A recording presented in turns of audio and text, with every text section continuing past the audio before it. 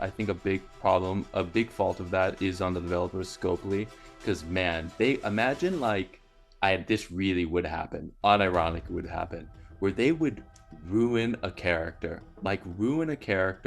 for like a whole month. That character would just be either broken or unusable, and not even talking like, wow, they're so good, but actually doesn't properly work. Or just And doesn't then work. they'd give you like 2 summonings, and in his first 2 weeks somehow one of his DMs got leaked, and he was complaining about how the community were full of a bunch of whiny children, and that was real bad way to start. And I'm not even joking, this happened. Imagine if instead of the offer says, it should say you get 100 summons, it was 100,000 summons. Yeah. I'm not joking. This really happened. Yeah. It's like right? actual false advertising. No. I remember people the talking problem about was, that. It wasn't false. It was real.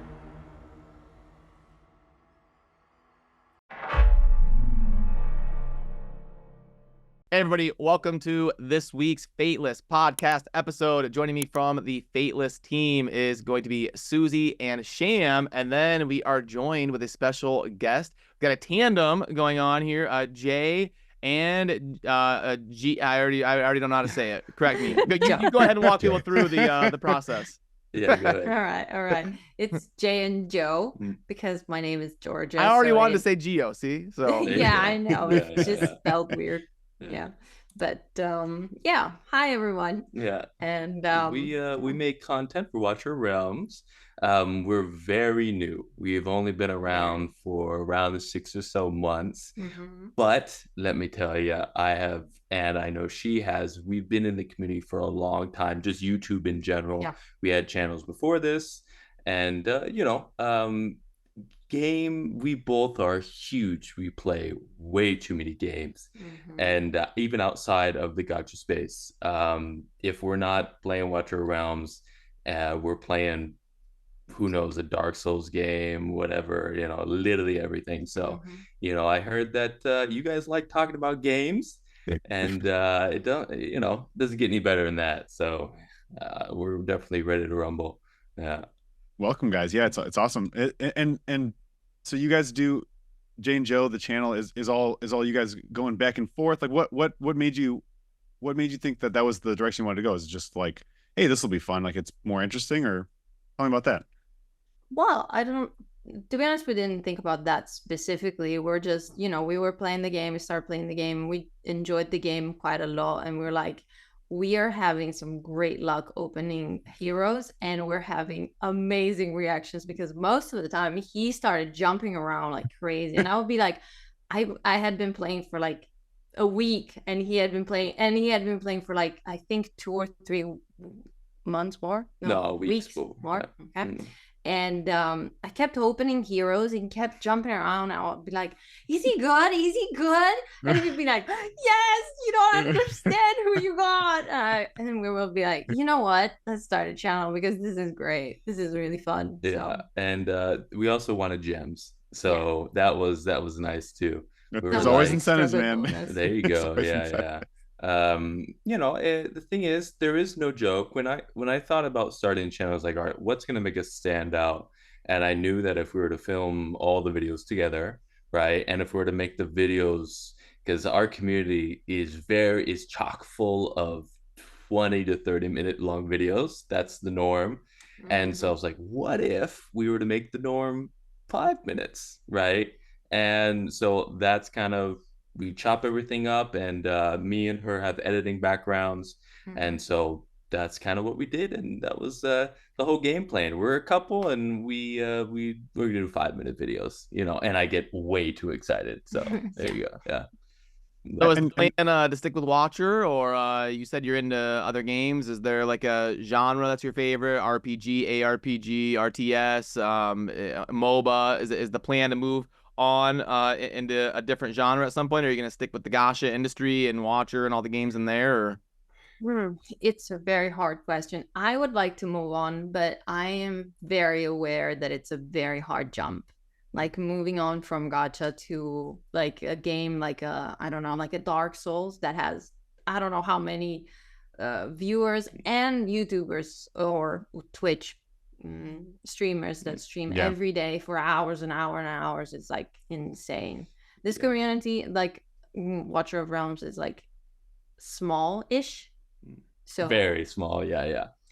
I think it's like it needed a sort of like a content creator. Yeah, there was a lot of spots to fill, and so that was kind of a big reason why we started here instead of somewhere else. And to be honest, seeing how difficult it is for even creators like Fateless to jump to a different game that's in the gacha space, let alone a whole nother genre, I personally, we don't really have our hopes up. We're just gonna go with the flow, wait until we stop enjoying ourselves, and we'll go from there. That's the thing. As long as you're having fun and enjoying what you're doing, that's what it sounds like you guys got into it for in the first place, right? You were having fun.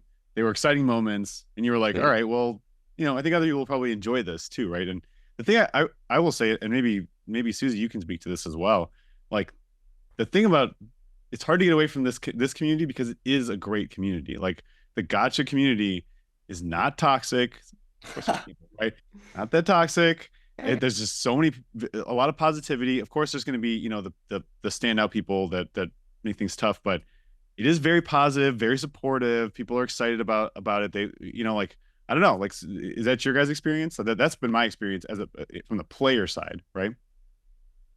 Yeah, I think me here with compared to other games that we hear that's about, what I'm trying to say. That's what I'm saying. Yeah, let's be honest here. It's definitely better. Like when I quit playing Raid, I cried because it felt like I was breaking up with a boyfriend or something. It really did. Like, because I was so worried that I would lose touch with the community. Like that was what I loved. I wouldn't have played the game for so long if it wasn't for the community, which we've definitely talked about before. But is that how you guys met? Did you guys meet because of gaming? Because you guys are like me and Odd One. So if you guys don't know, they're like me and Odd One. He's an American who moved to Italy for her. So what's your story? How'd you guys meet? I want to know. Yeah, wait a minute. I didn't know about this. How did you I'll meet, let you babe? do that. No, I'll let you. All right, well, go ahead. It's real bad. Because it's gonna get a lot of Discord moderators way too happy. The thing is that we were in a Discord together and a group for another YouTuber at the time. We were both, and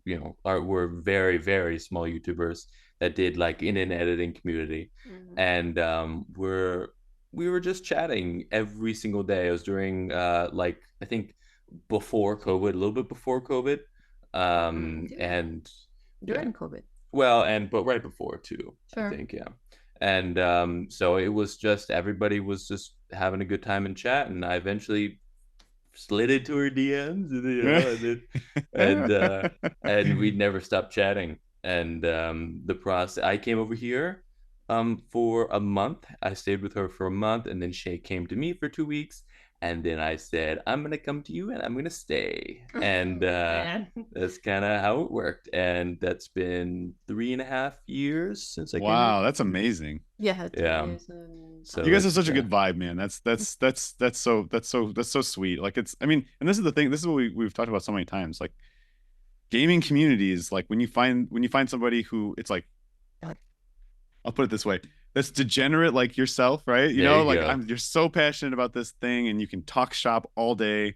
Like, isn't it, like not everybody wants to talk about gaming or whatever the thing is that you're into all day. And when you find someone where that works and it's like, hey, I'm going to grind like for, 20 hours on this thing. No one's going to complain at you about that kind of thing. Like, I get it, man. And that's amazing to have found each other in that way. Yeah, it definitely spices up most conversations because I would say half the conversations we have are whatever game we're currently playing at the time. So that's always. Well, so nice. what else are you guys playing right now? What's on the shelf? What are you guys playing right now? What are we playing? Oh, you are playing. He's playing Elden Ring's DLC. Playing is generous. I'm dying. I'm being destroyed by the Elden Ring DLC. Yeah. That's more accurate. You were playing right before this? I was trying to platinum Liza P, failing miserably. Yeah, yes. And you just platinumed the newest Assassin's Creed. But that's easy. Yeah. Nice. Okay. Yeah, she. How many platinums do you have? This is PlayStation Platinum. PlayStation, if you get 100% of the achievements, you get a platinum. How many I platinums don't do you have? remember. Around about I think around 70. 70. Oh wow. So yeah, I think I don't remember exactly, but Yeah. it's a decently high number. It's not super high like the very high people that do this type of stuff, but I enjoy it. Yeah, It's a yeah. fun Yeah, little thing. I have a good friend where he absolutely loves to do that. Now the Yeah. thing, so I grew up with him, my friend Seth. I'm gonna make fun of you right now.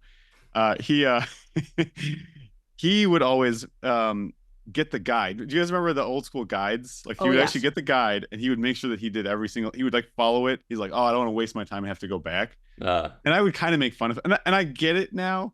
When we were like 16, I would just endlessly, you know, be like, dude, just play the game. Like just play the game, find the stuff. He's like, you don't understand. This is a, you know, it's a sickness. I have to get this 100%. Is that the way you feel, or like is that? Yeah. Well, you play normally first. And then it depends. It depends on the game. If I know I'm gonna like I've been playing Assassin's Creed since I wouldn't say day one, but probably very early when it came out.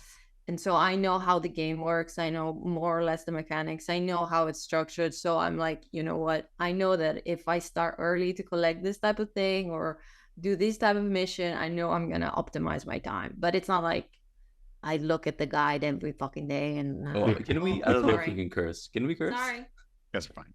Okay. You guys are fine. Okay. It's that's the other thing that's nice about gacha is it's pretty adult. You know what I mean? It's mostly yeah. it's not like Roblox or something where we need to be real careful. But you know, speaking of games that we play, I got inspired. I was watching one of you guys' podcasts, and somebody in the background has a Diablo thing, so I got inspired to bring something that I haven't really showed before. And I know it's not a visual podcast for a lot of the people, so you're gonna hate this part. But give me 1 sec. I'm not gonna be able to hear you guys, but let me get something. Yeah, do your thing. It's all good. I think a lot of us come from Diablo or games similar, right? Like I was a Diablo. I played Diablo 2 first, and then 3, and then I went back to play 1. Look at that. That is sick. Oh my goodness. Wow. How big is that? That is like that's a Lilith. By the way, that's the exact thing that's in this. That's the exact thing that's in the big box. Yes. I don't know if you can see it. Yeah, you can't see it. But it's the thing that like my sheep is sitting on. I have that exact statue. It's just in the box. You just refuse to pull it out. Like, come on. I'm leaving it. You know, until I like buy a house or something, and I set up like a crazy room. Right now I'm still like renting, so I'm just keeping the value. The thing's probably worth like $3,000 just in the box. Yeah, that's amazing though. Yeah, we both platinumed and 100% Diablo 4, and so we're like, we should probably get that statue as a sort of, you know, all the hours that went into grind. Yeah, that's super cool. Yeah. Well, that's the thing. It does. I mean, it makes sense. Like Susie, like you were saying, the ARPG genre is all about, you know, like grinding and repetitive loot, and it's the same stuff, right? You know, it's just like the core gameplay loop. Sorry, the gameplay. The core gameplay loop is the same. The gameplay itself is what's really different, you know, in a sense from the gacha. And obviously, you're not getting lots and lots of characters focused on one character, but it really like they're close. They're close cousins at least, right? Very, yeah. And you know, speaking of which, I saw your guys' new title for your game. And what do you guys think? What do you guys think? I would literally, the first thing in my head, I was like, it looks like an old Warcraft logo for Warcraft 3. Have you seen Warcraft 3 logo? Nostalgia bait, of course. A nostalgia bait. Exactly. That's literally what I said. I was like, the nostalgia is real. I was like, if you were to combine the logo for Warcraft 3 and Godfall, you would get Godforge. No, the game Godfall. Oh, gotcha. Yeah. We saw that one too. We're like, well, they went kind of like fantasy, sci-fi, fanify. I don't know how to describe it. Yeah, it was a weird. They went a little further. Sci-fi, fantasy. Yeah. It's funny because like that's it. Yeah. And then I think the big thing is like once people understand what it's even, you probably don't really even understand what it's referencing, like what the O is referencing. Yeah. I won't spoil it. I don't want to ruin the fun of getting in there and finding out in the story. But once you start to like understand what the Godforge is and all that kind of stuff, it's pretty sweet. So like I don't know. I'm very happy about it and like pretty proud of what the team has done. You know what? I have questions for you Okay, guys. okay, let's go. So we're reversing Why it. not? We're reversing it. What's going on? So first off, I'm sorry, Watcher Realms, but very little people care about your story. Okay. And they do not read, especially because you guys start out the game reading a little page with one of they by AB, I don't know, one of the worst narrators ever. Like it's that guy at the very beginning, his narration is not great. To be honest, And most of the sounds. yeah, the sound design isn't the best voice. either. Yeah, the And they get you copyright strikes, so don't play in-game music. That's right. That's there you right. go. There you go. And so the thing is that how are you guys? You guys have, I could immediately I can tell you guys care about your story and you're like having little Easter eggs and all this fun stuff. I love that. How are you gonna get these people interested and hook them in the story? Other than I know you guys are doing cinematics. Other than the cinematics, out because cinematics are great. Watcher has fantastic cinematics. Pretty damn good cinematics, but yeah. They're not good enough. Right. So what's your guys' game plan to get everybody really nice and settled into the story?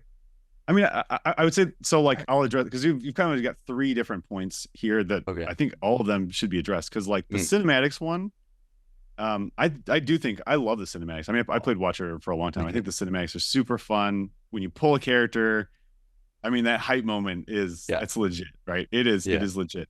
And so we are talking about potentially doing something like that. We'll see. But our like the cinematics that we're doing is more of like a season starter from League of Legends, more in that direction, right? It's really like big hype. Let's get you set the mood. Yeah. Then you got to follow it up. I mean, I think that's the first step, right? You have to get people excited, hype them. Then it's like, all right, now we need to follow it up with a good story.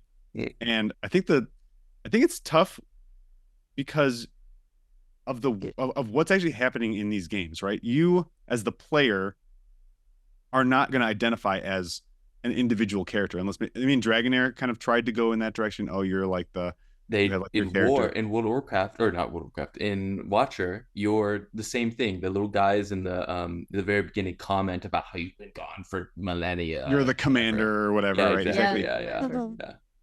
It kind of works, but I think so. What we've done, we've got Alan on our team. He wrote for World of Warcraft, I guess, like some of the best moments from World of Warcraft. I'm not sure what I'm allowed to say that he wrote, but anyway, good stuff for good parts of World of Warcraft. Okay. So he's doing the actual narrative itself, right? So that's like the back and forth, and I think a big part of it is that it's only about what people, let people watch what they want to watch and care about what they want to care about, right? So, like, if you think about when you're playing, I mean, I don't know if you guys even play Raid. Did you ever play Raid? No, we never touched it. Okay, so I want to reference that, but a lot of them are like these. Let's go to Watcher then. A lot of them are like these, it feels like almost like back in the day sprites. Like it's not quite, but it's because it's so far away, and then they're just like talking heads, and it's like they're going on these long diatribes about like what's gonna happen and the fate of the world.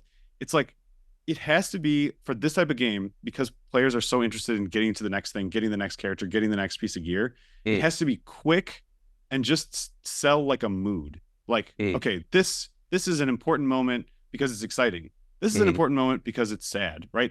It has to be like so quick and so much about like a feeling more than like I'm going to try to explain the universe. Lore. Yeah. That can be explained in like, potentially in more videos that we do. Like that can be like pieced together. That can be explained in like shorter little animatics, right? But again, very much about just a mood. So it's not one of those things where we're saying like, hey, all players, you need to deeply care about the story. Like even in like World of Warcraft, I played that game for 15 years and 12 years, played that game for 12 years.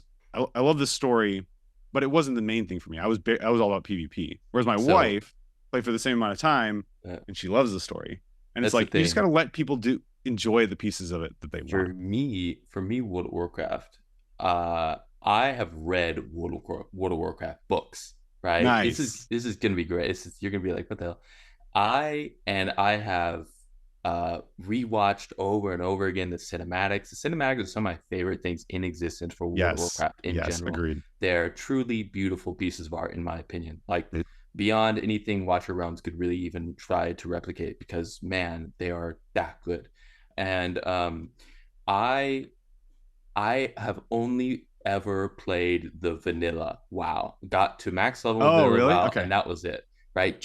I literally played the Sylvanas storyline so I could hang out with Sylvanas a little bit because she's my favorite character. Yes, let's go. Okay. Yeah. And that was it. Right. And that's my whole experience playing WoW. She has never played WoW. And I played a lot of Hearthstone. Never played WoW? How? It's I never have either. Easy. Yeah, it's a very easy game to really? never have played. It's Brad has it all. It's one of those games where like it's like trying to get into chess, you know, like there's so much baggage that comes with, fair. That's you fair. know what I mean? Yeah. And but I enjoyed myself, but man, the story, and I love what you said, and I think you guys are super on the ball about it, because Watcher Realms, their cinematics are cool when you pull the hero and that's it, right? But what I really like what you said there is I really like whenever there's new expansion for World of Warcraft, you get like a 5-minute cinematic that makes you more excited than like the second coming of Jesus Christ, right? So if every big expansion you guys have, wow, this character is doing some big monumental thing, she's ripping a hole in like death itself, like the coolest possible thing. Yes. Then people are going to be more interested than in Zilla2 is like sitting on a throne and then throws a spear at a dragon, right? Yeah. Like that's kind of vanilla stuff. It looks really cool, like really cool, but it doesn't make you say, I want to know more about her. You know what I mean? But I think the way you guys are going about it, it's such a good point. And this is, something I didn't mention, and I didn't address the sound one yet. And I think we should address that one, because that's another good one. But yeah, with the fact that we have this kind of gods, myths, and legends IP, I think is massive, right? I mean, like, because we can just say, I can say to my grandma, to my friend's mom, oh, Aphrodite, or oh, Hades, or or Musashi, right? People have these kind of preconceived notions of what those characters should be, and it's fun to see our take on it. And then if you're really into it, you might be like, oh, well, let me find out more about this character. Oh, there's a cinematic that features this character. It's like, we get to skip the line on spending 10 years, like League of Legends. How long did it take for them to be like, oh, actually our world's pretty cool. Let's bring this together and make it into a real, combined universe. Not just all right, there's a guy in big sword guy, elf lady, like. No, I got you. Yeah. Well, that's actually leads into one of my other questions that I had for you guys is, that's super true. You guys already have a baseline that's very strong, but I feel like at some point in time, you guys are going to run into the Smite problem where you guys run out of gods, right? Oh yeah. So that's a good point, actually. And that's what obviously this might be a spoiler for you guys having in the future, but are you guys planning on like having like well, obviously you can't say this, I don't even know what I'm asking, but would you guys even consider the idea of making your own myth and splicing that in right into this sort of thing? You know what I mean? I feel like that would be cool, pretty dope. So definitely, I think that we've definitely, so 100% we're considering it. I will say that the big thing is that so Smite is gods, only gods, right? Okay. I think it's like I think their tagline is play God or something like that, right? Okay. So they are kind of restricted. Now, granted, I don't feel like they're that restricted. There's a lot of gods out there. If you really start, after we got our PhD in like all these different mythologies, these factions, there's a lot of crazy stuff out there. Like it's insane.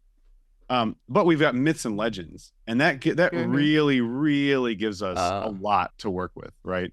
I'm gonna bring it back. Simon's favorite character, very interested in getting into the game, Robin Hood, as an example. Oh, I knew that was coming. Interesting. Okay. Simon and Dan are going to kill me. Oh, God. Would you guys consider H.P. Lovecraft myths and legends? That's hard, though. Well, yeah. So again, H.P. yes. Let me just I'll preface a couple things. First, we've kind of set ourselves in the not really steampunk, at least initially, right? I don't want to say that we will never do anything, right? Sure. But not in the steampunk and pre gunpowder in a sense. I think that's maybe a good way to think of it, right? Cool. Yeah, like Watcher. Sure, exactly. Facile age. So yeah, keeps and siege and bows and arrows and swords and yeah.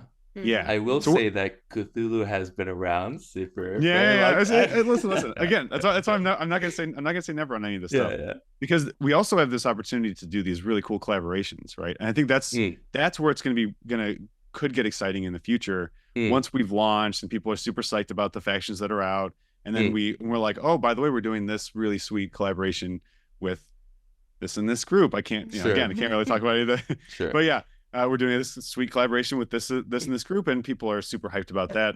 Yeah. That I think is also another way this idea of gods, myths, and then legends.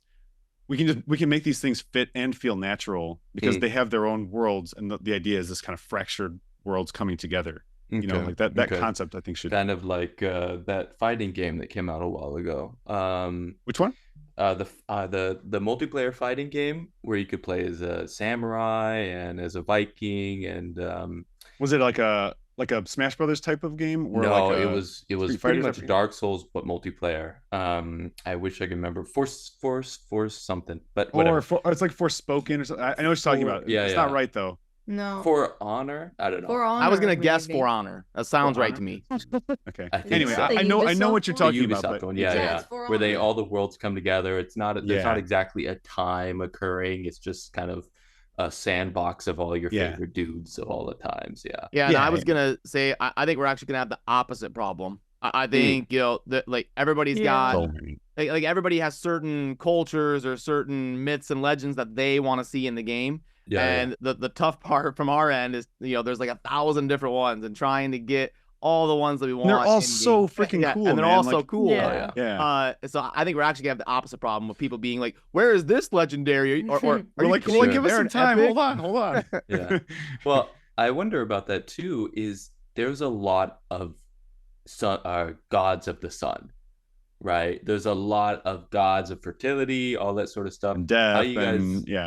King of the gods, queen of the gods.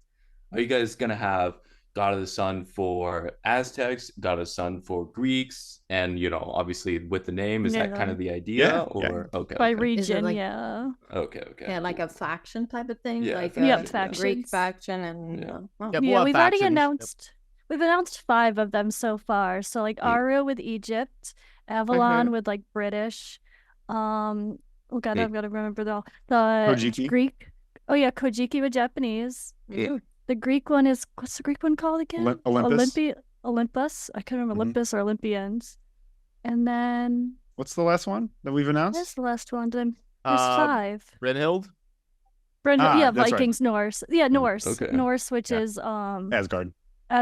Yeah. So that's the kind of vibe I'm glad that there are some really interesting ones coming up. We haven't announced some of. I mean, they're all. It's hard. Like they're, it's a Sophie's Choice thing. They're all my favorites at this point. Now that we've kind of like made our big list of characters that are coming out, it's tough to pick like an individual one. Obviously, I don't know if you guys know this, but I'm on my father's side, I'm Egyptian. So obviously, I've got some affinity for the come on, side. We know your favorite faction here. I mean, and then there's a lot of people. We announced Shamash, I believe, and the guy's name is literally Sham Ash. I mean, what more do you want? It's I was about to say that I'm really happy that you added Egyptians because I am kind of obsessed with it. Yeah. That'll be a popular one. Yeah. Mythology is so cool. So cool. And yeah. I don't know if our crew at Magic Media are just, they recognize that it's going to be important, but they're going so hard at making these characters look so good on the Egyptian, on the Aru side, Egyptian. But well, it's actually, we always ask this question like later in the show, but we're already here. What if you guys had to pick a faction, or actually let's go more specific. If you had to pick a specific god, myth, or legend from any faction in your mind, it doesn't be the faction that we've done, just like from any mythology, who would it be? Who would you put in the game? I have it easy. Yeah. I would choose Egyptians, and I think I would choose Anubi because he's my favorite. Anubis. Okay. Yes. Yeah. I mean, Anubis is. Yeah. Anubis, I believe, has been. Yeah, he's been added to Watcher. He doesn't. His name is not Anubis, but he's really cool, and he's my favorite hero in Watcher. Okay. Okay. Yeah. And then what about you? I don't know. For me, to be honest, I like the vibe of Aztec stuff, but if I could really choose something about well, it might be, yeah. Let's say, I don't know how to word it. Let's say Old Testament kind of stuff. Sure. I really like Lilith. I think Lilith as a concept is like remarkably cool, obviously. And so I think that's really cool, but I also have a really big affinity for what I like to also consider a bit of a myth is, the whole Cthulhu stuff and all that kind of stuff, those ancient gods that, have been around. That sort of myth really attracts me. Yeah, the Cthulhu stuff is super cool. Yeah, my favorite characters in Hearthstone were always the ancient gods, right? The old gods like Nazareth and I can't remember all the other ones. But the most generic sounding ever Cthulhu characters. Right. You're just, like, that's my guy, right? Yeah, exactly. Yeah. Those are always my favorite. I don't know. It's yeah, let's see. Go with that. Yeah. I mean that it's always a tough question because it's like, okay, in my mind, I'm thinking like, who do I want to add? But then you're probably considering like, is it going to be a faction that I've already announced? Are there any groups or any like myths? I guess so you said Cthulhu, H.P. Lovecraft. What about you, Georgia? Do you feel like there's one where outside of the ones that we've already kind of announced, one that you haven't come out with? I'm trying to think. You guys already hit the big ones. Yeah, exactly. Yeah. I'm trying to think of something. There's some good ones coming up. Or what about a collab? How we could ask them that? Like any collabs that you'd like to see? Oh yeah, that's a good question. Because like they obviously didn't choose an IP that's specific, but that leaves the door open for collabs in the future with. Well, I already got it lined up. I got it. Got the batter. He's got the IP call. He's got him on the. I've got him on the phone right now. There you go. Yeah, and it's gonna sound goofy, maybe at the beginning, but if you think about it, it's already in his goddamn name, Godzilla, and all of those guys, right? Sure, you got to make them smaller. All right, it happens to the best of us. We all have bad days, but the thing is that they have a whole mythos. Right, they really do, and they have a. You're connecting Kong and like as well. Sure. If you want to do the modern one, but even the older ones from the 60s, right? They have their own pantheon, their own mythos. They have their own gods. They're big monsters. I mean, standing right next to Zeus. If I die before I see Godzilla standing next to Zeus in you guys' game, I'm gonna die very disappointed. You're gonna be salty. Okay, you heard it here. We got to get it in. We got to get Godzilla. You want to have a Godzilla versus Zeus fight? There you go. All right. There you go. Now we're talking. Wait. But who would win? Oh, good question. Yeah, it's this is the fun part, right? This is the fun part. Yeah, I'm a little biased in it, but for me, I've thought about. Well, sorry, do you have anybody? Not really. I'm trying to think of something smart, but I can't think of anything. Well, I'll prattle on for a second. I want to say something while you think. That's something a problem I have with Watcher Realms is they haven't done any yet. And not because they haven't done any, but because I feel like their style is so strong and so good and so like, I don't know, it feels so kind of dark. And if I were to see like One Punch Man come in, I would be like, ooh, I don't know if I like this. You know what I mean? Punch, yeah. They kind of did though a little bit. They did Hex. Hex is on the line. But I'm saying like as someone who's totally different genre and definitely not from that game come in, it feels like they're kind of crashing the party because it's a little bit too late in my opinion. But if you guys come out with a first year, whenever, but if you guys come out of the gate with that in mind, it feels like Watcher didn't do that at all. Come out the gate with the idea of doing collabs in mind, but it seems like you guys are already on that collab train. And so I feel like if you guys would come out already with the collabs kind of going, then it's sort of like the Fortnite thing where it doesn't bother you to see Ripley right next to Goku. You know what I mean? Yeah. Like it feels like it's already a part of the vibe of the game, and that's kind of what makes it great. But I feel like if somebody, even I'm gonna be honest, even if I were to see Godzilla show up in Watcher Realms, a part of me would be like, but it doesn't feel right. There's Trusk. There you go. Yeah. Literally There you called go. him Uncle Zilla when Uncle he first came Zilla. out. Yeah. That's I think what's really interesting about the direction that we went. So I think because I think a lot of these games will kind of do this, right? They're they'll have characters that are, you pretty much recognize them as this hero, right? But they didn't get the rights, or they didn't decided to call them something different and be like tongue in cheek. Yeah, it's not really them. Yeah. But because we're going with like this is the actual character, it actually works better in some ways than most other games. I think for these collabs.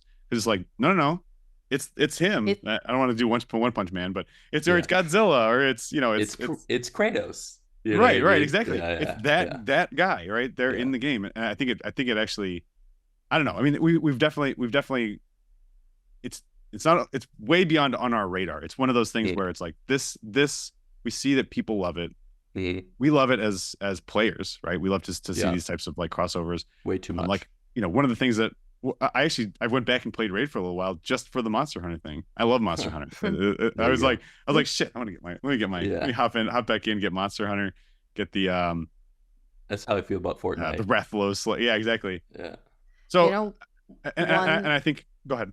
Sorry, I thought one that would be cool. I don't know how possible that could be, but now that you mentioned Ripley, I thought about Alien. Aliens. I mean, again, it's like in that machine gun thing, but it's like it's one of those things that you don't go out the gate with this type of stuff. But I'll say right now, it's definitely not off the table. It's not off the table, right? If the people want it, right, and if we feel like we can really, genuinely make it integrated and make it fit and feel cool and feel, satisfying for players. Like we're playing games, man. It's not like we're not like I don't know, doing NASA research or something like that. We're here to have fun and do cool things. So as long as we can make it fit. Cam, do you think we're ever gonna? Because what eats me up inside is not being able to talk about it. Do you think we're ever gonna be able to tell people like IPs we were considering or people we talked to or anything like that? Yeah, I want to know. I'm sure. I mean, I think it's one of those things that once we get past launch, once we're at the spot where people are playing the game and they're excited about it, and we've gotten a couple of collaborate, like maybe a collaboration under our belt where it's like, okay, definitely. I think it's always tough because I'm like, okay, mental gymnastics. What are the things that I feel like I could reasonably say? But we want to be genuine and open about what we're doing. We just don't we don't want to throw anyone under the bus when That's true. You got to be careful how you word that. Like, all these people turned us down. We weren't good enough for them. You don't want to be right. You don't feel like, But I will say, we're too expensive, or you don't want to be. I'll say one of the big things with collaborations, or like when we were considering IPs, way back when, is that everyone was really positive about working with us, and most of it was like, okay, we're excited for potential collaborations. So like we've already opened those doors kind of a long time ago. That's good. Yeah. So they're really good ones. They're ones that you'd be like, it's really good ones too. Yeah, but no, I mean, it's one of the things I'm most excited about, honestly. I'm beyond curious. The launch. This is a little bit of a you guys don't have to answer, but do you find video game developers more receptive to that sort of thing and more willing to reach out for that kind of thing more than like film IP, that sort of thing? Is it mostly? Well, so IP holders and game developers are two completely different groups, I guess, is one big thing. Like, unless it's, so of course there are IP holders that are video game developers as well. So between the two of them, I mean, a lot of it just depends on how far along they are in their journey, right? So if you're a massive, like look at Monopoly Go, for example, right? Something like Monopoly, or like, let's say, we were just talking about for Rings of Power, like Lord of the Rings, the amount that these companies are paying to get these IPs. Well, there's going to be a lot of like red tape, a lot of bureaucracy, a lot of making sure that it's with the right group or the right that's understandable. Yeah. But I would say overall, every interaction, we've just been lucky, but all the interactions we've had with IP holders and with other developers, people in the industry, it's all just been super positive. Like I think if you're open and genuine and you come to the table with something that is, that should be a value add for both sides. Like it's not just like we're not asking for like a handout. We don't want your stuff for free. We think it's going to be really valuable for you guys. We think it's going to be amazing for us and our community. Sometimes it doesn't work out. Sometimes it does. Either way, as long as you're, genuine and open and kind, people reciprocate, right? I think if people are having issues, more often than not, it starts with them. It starts with them kind of like not coming into the situation in the best way. I think that we've just been lucky that Simon and all of our backgrounds really, but Simon, Dan and I are all come from a business background in the sense that we understand that relationships are everything, right? And that's the way we approach it, and it's worked out so far. It's worked out so far, I guess. Yeah. But yeah, everyone's open. Cool. Yeah. Well, I just thought of another one would be dope. Would be like the Dark Souls, because they're all about gods and armor and everything like that. You get Solaire in there, no problem. I will say one of the things. So just thinking about it in your mind from a company like that, where they've established such a strong, like everyone knows the name Dark Souls at this point, right? Not everyone, but pretty much. Yeah. Where they already are a game developer, that is a tougher conversation to say like, hey, I want to come in and make a game. Now, when we're in a different genre, and we are in a different genre, right? We're in a different genre, so then we would come in with, we have the expertise, we understand how what the players want, we understand what the community is really interested in. It's a different, it's a conversation that can happen, but I will say that's a lot of times that can be a little bit tougher, right? It takes a little bit longer to make those things happen. Maybe I'm wrong, but also it feels like that IP is done, at least for now, unless there's some movie or TV show coming out. And so I feel like a lot of the times, for instance, whenever you see a Mortal Kombat character coming out that's new, right? Yeah. Like Omni-Man comes out when the new season comes out, right? Yeah. Same as, all those guys, Homelander and whatnot. So it feels like if there's not a new project on the horizon, I feel like it's infinitely harder for you to get some kind of conversation going with a timing in mind, at least from having never done anything like you guys, I would assume that would be a factor at least. Yeah. I mean, like timing is massive. Like, again, going back to talking about some of the IP conversations that we've had, so much of those conversations are about timing, because it's like, well, can you get this? Could you get this to release lining up with this show or this thing that we're doing, right? Or this other game? Actually, this game, we don't want you to be launching at the same time. We don't want it to cannibalize like the attention and stuff like that. So there's so many factors that go in, when you're kind of talking about working with someone else's work, and then, combine, because you have to build the trust. They have to trust you with their baby in a sense, it's not even a babysitter. It's like, hey, it's like a long-term babysitter. Hey, I'm going to leave my kid with you permanently. Yeah. You don't want to butcher their child in front of them. Yeah. Right. Exactly. Right. Yeah. So, and I get that too. Like, it's the same thing for us. Like if someone came to us and they were like, we love what you've done with Shamash. Everyone loves Shamash. Of course they're going to, but we love this character. We want to use them for this. We want to make a action figure out of them or whatever. First of all, I'd be like, yes, let's go. That's amazing. Yeah. I'm down. But it has to be someone that's going to do it right. You don't want the proportions to look off. You don't want the character you want it to be amazing, right? Yeah. So, of course. Yeah. Well, speaking of characters, my last question that I have for you guys. Your characters, okay, what do we got? Well, no, it's more like, all right, so we come from, you played for 4 years, I played for 2 years, a game called Marvel Strike Force. Okay. Right? Nice. And obviously it's all about the characters and that, but that's not exactly what I want to talk about. When the game first came out, it was, you get Kingpin, you get Daredevil, there's a new character and you get to play with him, and he's like new content, you can use Daredevil to beat that new content, right? And now the game hold on, as in it was given to you or you could test with it? No, I mean, okay, I mean, like, all right, I'm kind of referencing more release schedule of characters, but I know you guys have talked about. But I feel like maybe I could sprinkle a little something. Yeah, this is great. Uh, so, the thing is that whenever there was a new character, that character would be a standalone character, right? It would be like, all right, here's Daredevil and here's Elektra, and these are two standalone characters. You can use them in separate teams or together, whatever you want to do, right? When the game came out, that was the thing. About, I don't know, a few years after it came out, though, they hit a problem where they were not putting, or maybe there wasn't enough content coming out to keep up with the amount of characters they had to put out. They put a new character out every single week, right? Week? Wow. Yes. So, Okay, obviously they would run into interesting. that problem.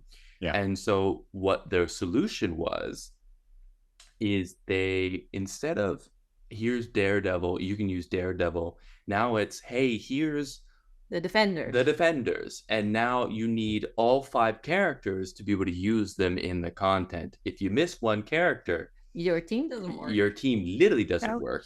Wow. And okay. so That's interesting. it's not, even though a new character comes out every week, you really don't have a new character until a month and a week, right? Because the character is the team. Yeah, with Right. very few exceptions. Often what they would do is one person of that team would be good enough to use outside of the team with varying success. Or maybe it had different roles, like it was a defender and Sure, or it could be a part I of don't 2 know, different teams. a guardian or whatever else. And you could flip, mix and match a Mix little and bit. match, Yeah. put them.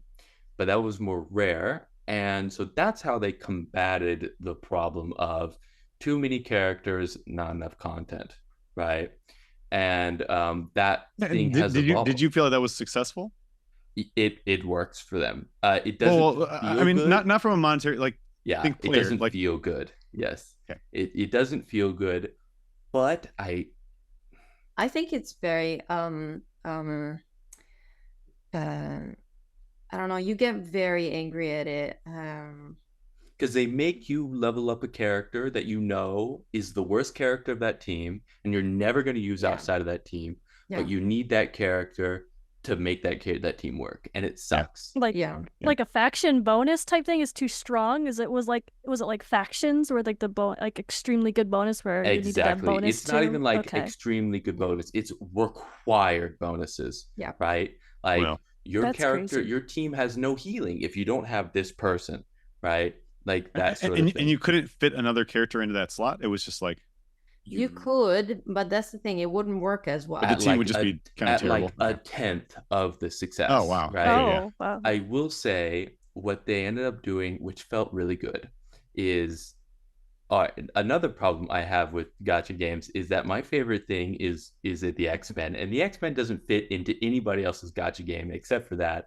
But for instance, what they did was recently, before I quit the game and you kind of let the game go away, what they do is before they would have, all right, here's X Factor here and here is X-Men. So there's 5 X-Men characters that you like, and then there's the Uncanny X-Men team. And so they split up a genre of characters, let's say like the Avengers, into 5 separate teams somehow, like and then about, I would say, last year they finally kind of loosened up the whole concept I was telling you guys before that nobody liked, and they made it so now, let's say 2 characters out of that team can now be used in any of the X-Men teams, any of the 5 X-Men teams.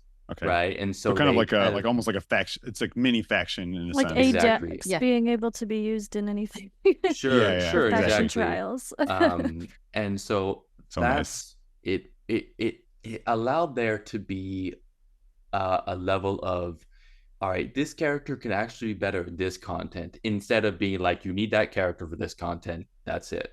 And so I was wondering how you guys were planning on dealing with that problem of what if you have not enough characters, or what if you have too many characters you need to put out, because that's how gacha games make their money, right, is from characters. but for whatever reason you're running out of content, right? How would you guys approach that problem? Well, I guess there's a couple things to answer there. So if I look at the statement you said where like gotcha games is how they make their money, that is true. But if you only look at like the Western games, I guess, then you're gonna be kind of stuck in that thinking that it's like, I need pure volume. I need like, what is it, 52 a year, right? 50 a year characters. That's a lot, right? That's a lot of characters.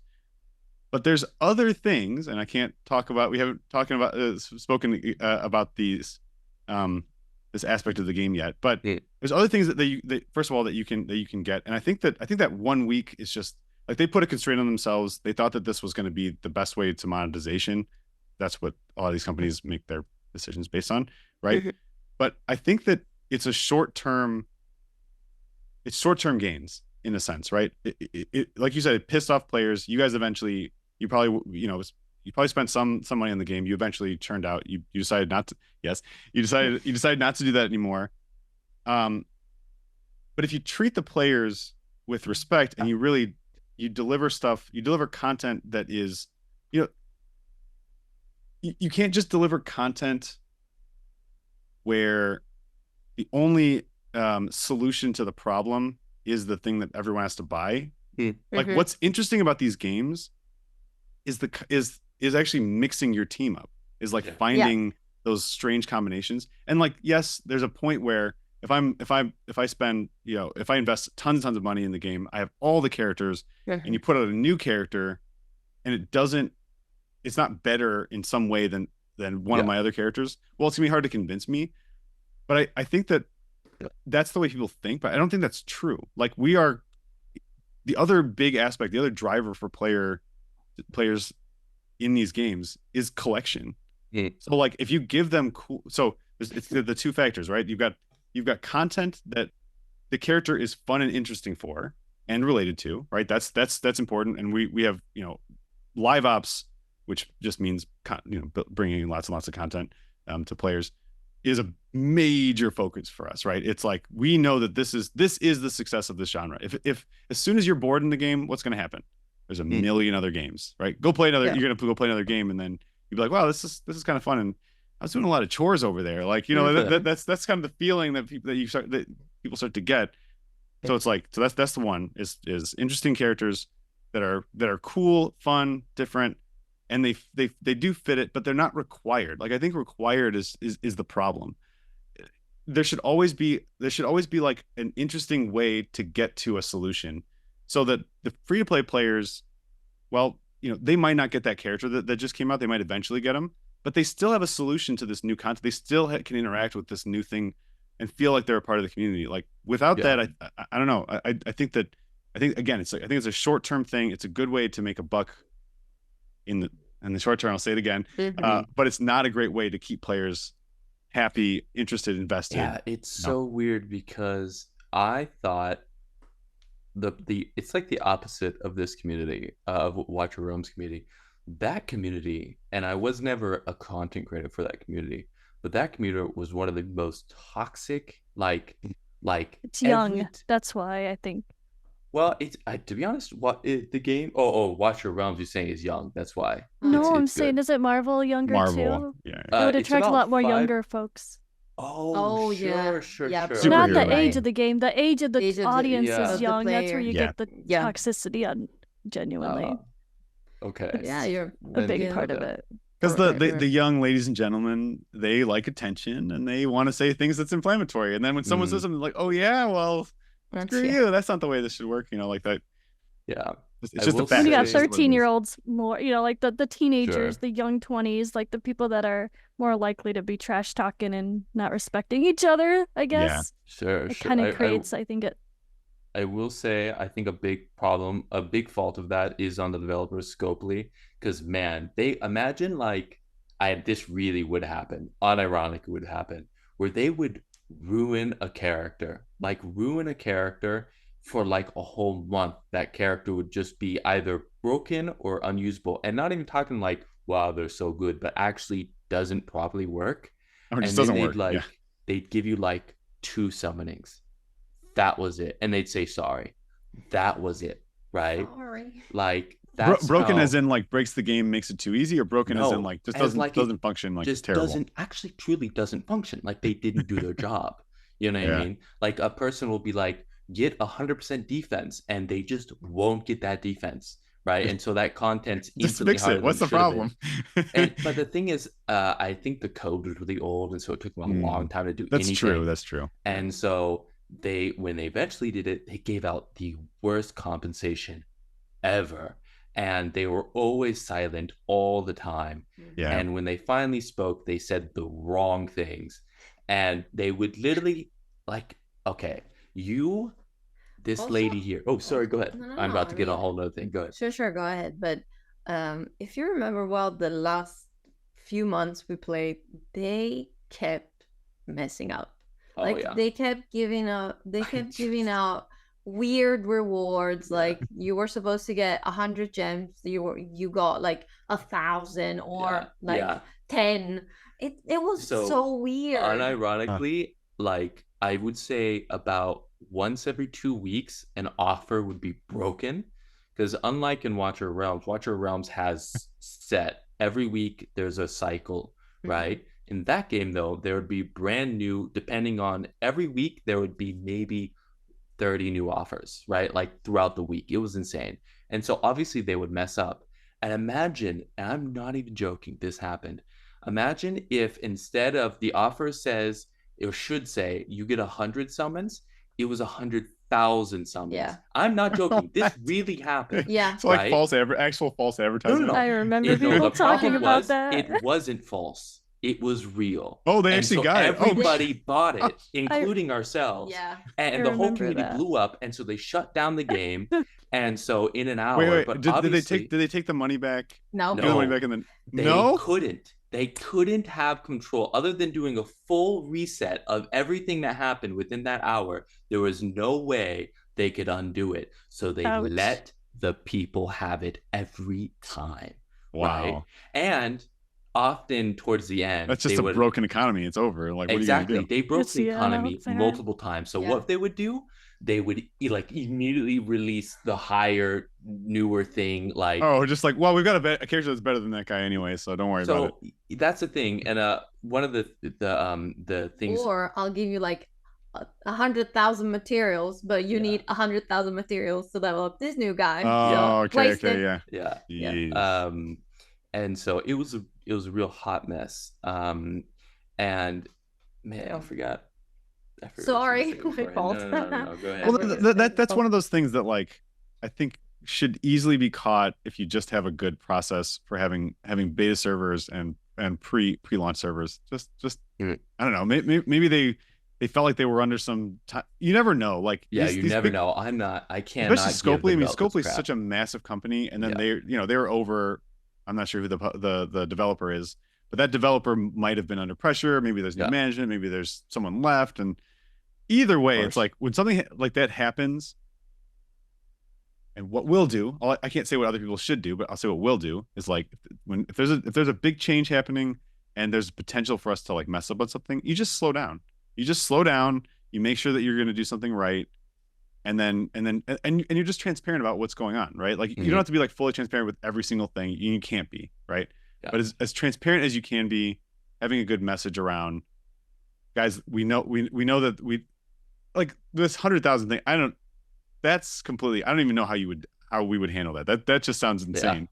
Like but probably just knowing that, hey, if there's something like this, we need a good way for us to be able to give people their money back and to take back this ridiculous thing. Of course. Yeah, you guys. Yeah, I mean, a server rollback is pretty tough. That's like that's exactly. People do not like that, and so the solution is don't do that. There's no other way to, like, you can't give an offer that there's 100,000 summons. Yeah. Oh my God. So the thing is though, and I keep coming up with questions. My next question is for the lady herself, not this one, the other one. Ivy. So the thing is, Ivy, you are going to be on the hot seat, right? You're going to be the face, right? And lovely face. for the matter. And the thing is that I remember when I don't even remember the community manager for uh Marvel Strike For Force. Do you Marvel? remember who? No. So they would cycle often, not often, but more often than you'd like through community managers, because community managers would just get sick of it. And so we literally had a community manager who would stay there for about 2 years, and then he'd have 3 or 2 other under him that would cycle out like every 2 months, right? Like it was really bad. And I remember there was a new guy that came in. His name was Archangel, and everybody was excited because it was finally a guy that was confirmed to literally play the game. That was our level. Good start. Right? Good start. Exactly. Mhm. And he, his name was a character, a beloved character of X-Men, and so everybody's like, all right, this guy's a fan. This guy, all right. And in his first 2 weeks, somehow one of his DMs got leaked, and he was complaining about how the community were full of a quote, a bunch of whiny children. And that was real bad way to start. Like it was really bad. And so immediately everybody's excitement turned to like hatred for this guy. And he had to stay in the position. That was his job now. So he just ate it for a while. And but it just, and I don't know how real this was. Well, I'll leave you there because go ahead. Yeah. So how do you feel about that sort of situation? How do you feel like, Yeah, I feel like I'm lucky that I'm going to be working with people that understand the community and the genre so well that I don't think we're going to let those situations get to be so bad where the community manager is just a punching bag, Yeah. Like we see it. We see it with Plarium. Poor Banana is amazing. We love her. She's great. But she has to deal with everyone complaining about how terrible Plarium is. But that's not her fault. She just has to take those complaints and move on. And then Dragonair was the bad example I gave in the other, is that the devs didn't communicate. And we're just yelling at the community managers every single day, asking for communication.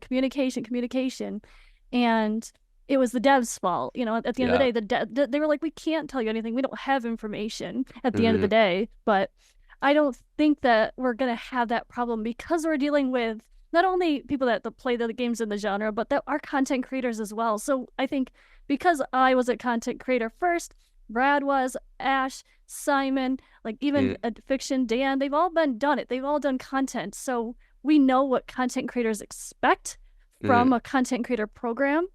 And I think we also, we've seen amazing examples. So like, for me, I think with Watcher of Realms Moonten is my amazing example of this is what we need to do to communicate to our community and our content creators. Okay, not our content creators. Their content creator program it's weird, but but the way that they communicate to the community, at least, with updates, with things like I feel like we have enough good and bad examples. At least I certainly do in my head, where I feel like I would give strong enough input to. I don't know. I just feel like I don't expect these guys. If I sit there and I bring this, okay, everyone is complaining about this thing today. I don't think they're gonna ignore me. Sure. We're not dealing with people that aren't as aware of the genre. Yeah, no, we have a much higher bar, so we won't have those issues where it's like we're just hoping someone's played the game for 5 minutes. I know we won't. Like I feel confident about like I'm not gonna call out certain developers and stuff, but I've like performed at TwitchCon for certain games and stuff, and I show up and they literally don't even know that like I need OBS on this computer. They're like they're like, okay, you're good to go, right? Like we start in 5 minutes. I'm like, you don't even have someone here as part of your staff that like knows how to run a show. Like I need to get this program, I need this set up, and they don't even have anybody there that even knows what they're doing. Wow. And so like we're gonna have the opposite problem. We'll have people that are like, okay, they're gonna need this, they're gonna need that. We set it up and we're good to go. So that'll all be different with us. Well, how do you guys plan? Because when they really tried to reboot and get the community's favor back, they started to do every week on Friday, they would have like, all right, here's what you can expect for the week, blah, blah, blah, blah. And about 30% of that information was usually wrong. And so how are you guys planning on, do you guys want to do a monthly thing? Or you guys want to do a thing like, I don't know if you guys, Watcher Realms does it. Sometimes the developers come out and they say, all right, we're going to talk to one content creator, or we're going to talk to two content creators, and then we're going to like release like a cool little thing of here's what you can expect for the year. And they also have in their Discord, you can ask them, questions directly, and they release that around weekly. Are you guys thinking doing that sort of thing? What do you guys think to do? A mix? What do you guys plan on doing?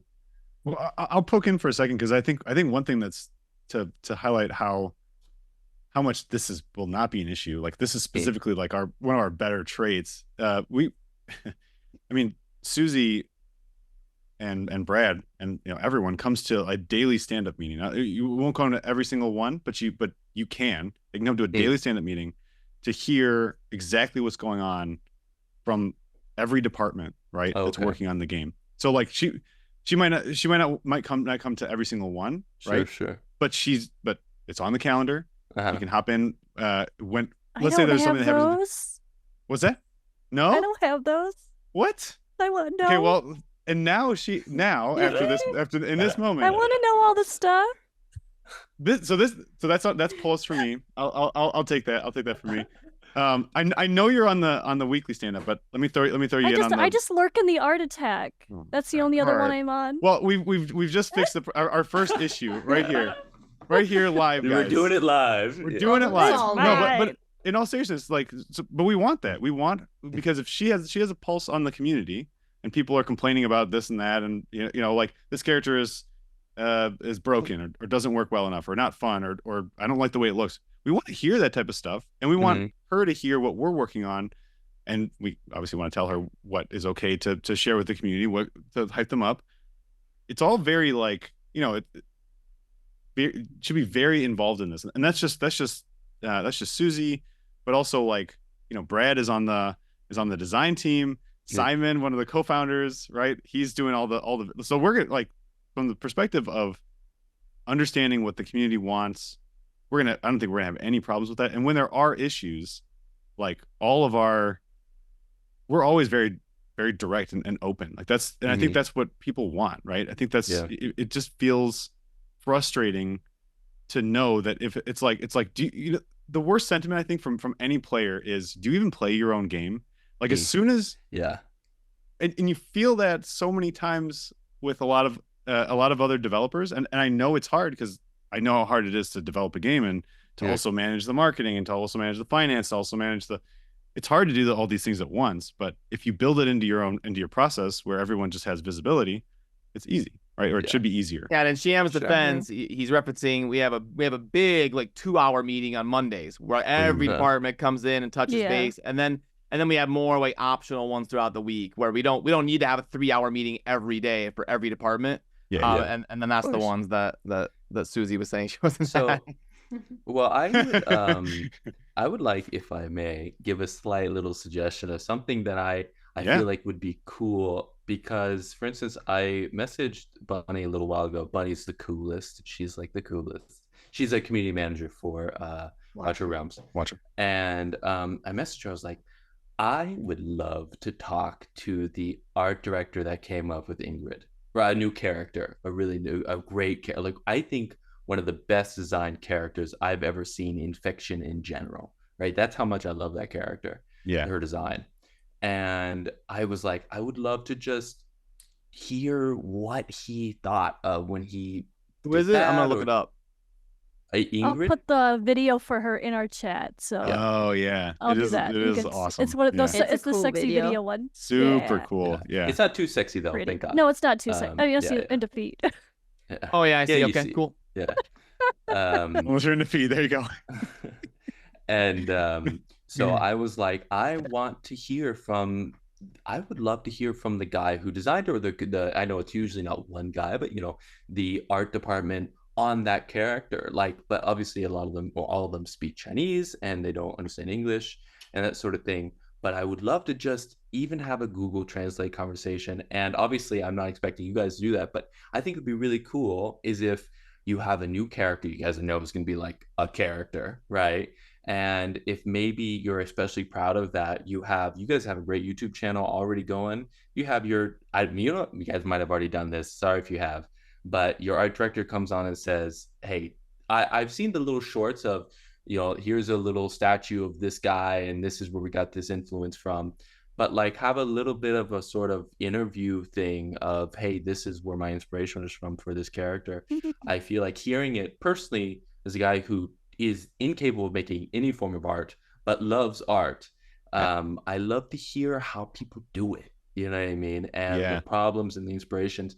And I feel like that's a big downside for me personally for Watcher Realms, because they don't, and it's kind There's of no behind the for scenes. them. Yeah, exactly. You know what I mean? Which I think we have Fateless already, like you said, as a YouTube channel. So as we have Godforge, the channel for the game, I would personally see Fateless being the more behind the scenes, and that would be something on the Fateless channel that we would still continue doing, the behind the scenes of development of characters. Yeah, it's one of the big core the core principles of ours from inception is we want to bring that type of content and behind the scenes looks, but something that we definitely like to pull out of people here as we kind of wrap up is what's next for both of you. Any games that are on your radar, or any super big channel plans, or kind of what's next in your gaming life? Well, to be honest, we are enjoying ourselves quite a lot in our little world of mini videos that we do, because we do very short ones. So I think for now I think we're kind of coasting when it comes to channel wise. When it comes to game wise, there's a new game, Wulong, something like that's coming out. The Wukong, Wukong, right? Yeah. That one looks ridiculously polished. Oh my god, I'm super hyped about that. To be honest, I don't know if you both like survival games, but you should definitely play through V Rising. That's one of the best games I've played in years. Yeah, I played through that recently. You do need to defeat the giant rat, though. It's very important that you defeat the giant rat. Yeah, V Rising. So it's like Vampire Rising. Yep. Is that a PC game? I believe it's both PC and console. Okay. All right, cool. But like it's a 10 out of 10. Like definitely play through it. It's definitely fun. Right. But sorry, go ahead. No. We'll definitely give it a look. We're always looking. Is it a co-op game or? Yep. You can fight together, build together. It's just got epic fights. So yeah, it's really good. Yeah. And you can platinum it. You can platinum it. I know you like the achievements. So there you go. We like a good couch. That was so great about Diablo, is that there's a non-split screen co-op on the same screen that was perfect. So that's couch co-op, baby. It's so fun. Yeah. I miss those days. I'm not gonna lie. yeah. For sure. Well, hey, it's been a blast. Thanks for it's been great to meet you, and thanks for popping into the Fateless podcast. And we're gonna drop links down below so you can check out. Let me get this right. Jay and Joe's content. Is that right? There you go. Boom. Got it. Yeah. See, Americans can learn. I got this. Okay. But yeah, we will drop the links down below to check them out. And as always, thank you for watching this episode of the Fateless podcast, and we'll see you soon in the next one. Peace. Thanks, guys. Bye.